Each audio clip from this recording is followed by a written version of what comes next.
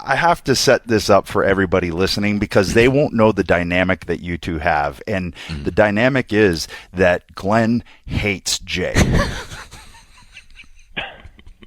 That's a very strong term. No, that's true. He's annoying, dislike. as anyone that is around him can attest to. So, he has an ability. Some would say it's a gift. Some would say, I don't know, it's a curse. But Jay can really annoy people. He's like Eddie Haskell from Leave It to Beaver. It's the middle child syndrome. Is that what it is? Yeah, it's just because you poke the bear on both sides, right? And then, like, when I was a kid, I would always get my younger brother and my older brother. I would kind of poke both of them and get them to fight, and then I just kind of stand back and watch my work. Now, see, I get it with your older and younger brother, but you are poking a 6'8", 320-pound man. Well, that's the fun of it. See what happens when we're talking with Glenn. And I can also run faster than him, which is good. Works in my favor. But actually, our relationship... You don't know that, actually. You don't, yeah. Our relationship actually goes back to even before we actually officially met, Glenn, because I should probably tell the story.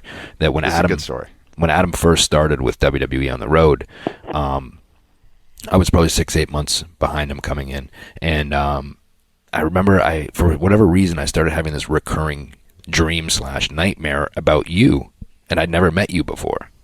And it was you as Kane, this grunting monster that never talked. And the first one was, I remember I was walking out of my grandmother's house, and I got on the porch and I turned around and you were behind me for some reason.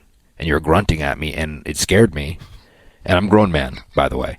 And I run away. No, that's the grown man part. That's debatable. So I run away from you.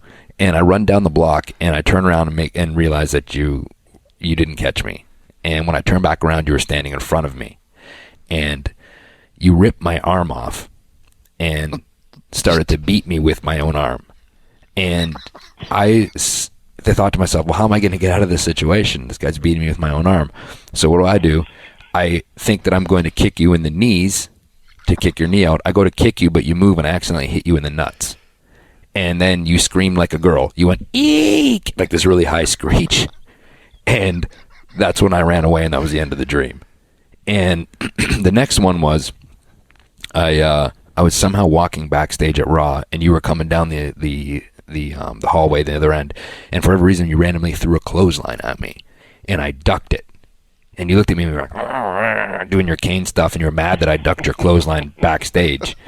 And you chased me out into the parking lot, and I slid underneath a car. And it was just you underneath the car, like going, like trying to reach and grab me under the car, and I'm like kicking your hands away. And that was the other dream that I had of you. And I remember Adam was reporting back to you these dreams that I was having about you. And when I finally met you, I realized that you really were a mean person in real life. That would tear off arms and beat people with it. Got it. Yeah.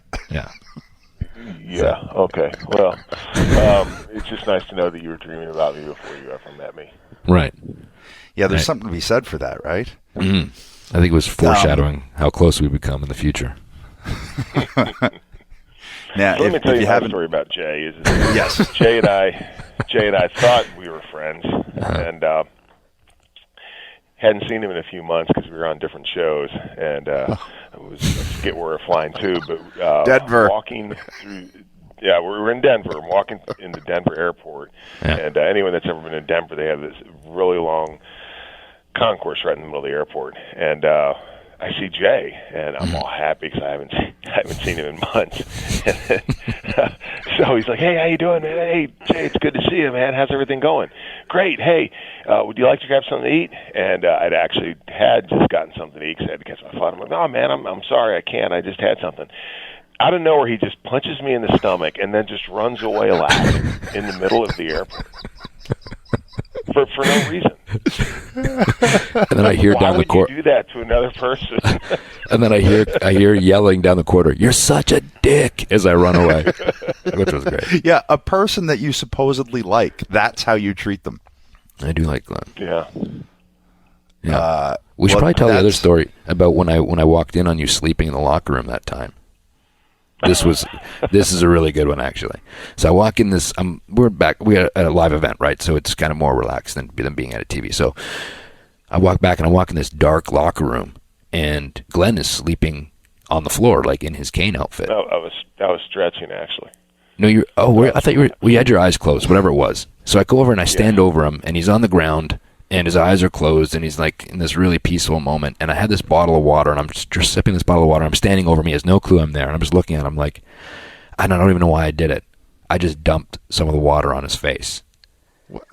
His eyes pop open, and I've never seen him so mad, and it scared the shit out of me. I started to run. All of a sudden, there was a chair by him. He flings this chair across the room, and now I'm doing the high step, and this chair is tumbling behind my feet as I'm running away. And then I actually waited a few minutes. I hid so he'd calm down, and then I went back, and I was like, Glenn, and he's like, and he starts apologizing to me. That's how nice Glenn is. He's like, I'm sorry, I didn't mean to throw the chair at you. I was like, yeah. I was like, so I was like in my head, I'm like, okay, I've spun this around already. I'm like, it's okay, Glenn, I forgive you. I'll let you go this time. Yeah. So now, just to like, so Glenn is in his full gear.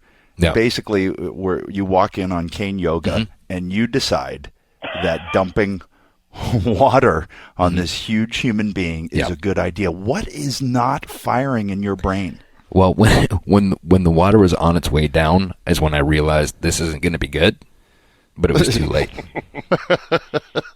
Yeah, it was like an impulse. And as soon as I saw his eyes open, I was like, oh, boy, I better get out of this room. So that's when I hit the bricks. So, yeah.